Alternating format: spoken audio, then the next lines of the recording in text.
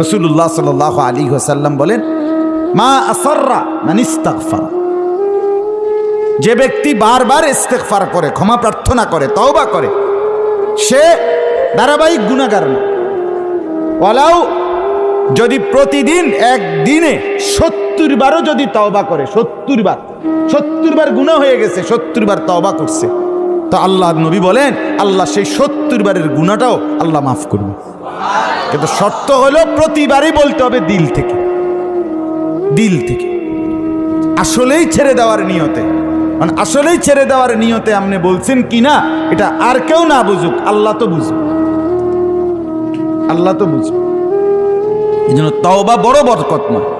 কেউ যদি তওবা করে নগদ নগদ, তাহলে একটা লোক মনে করেন যে আজকে 1 বছর যাবত বিড়ি সিগারেট খায়, এই লোকটা এবার সিদ্ধান্ত নিল না আমি খাবই না।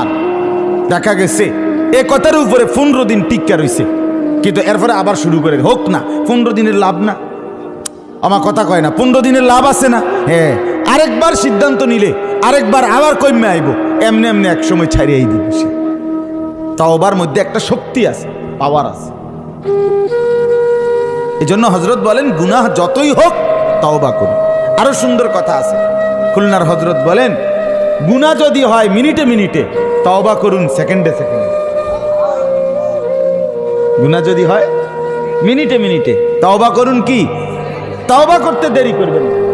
আল্লাহ যদি, মানুষ যদি কয় তুই তো বেহাই আয় বেড়া, কি তওবা তোর বেড়া, তোর কবার তওবা, তুই প্রত্যেকবারে তো প্রতিদিন 2 দিন পর পরে তুই যে সেই না। আল্লাহ বলে বান্দা মানুষে কোক, আমি তো কই না, আমি তো কিছু বলি নাই,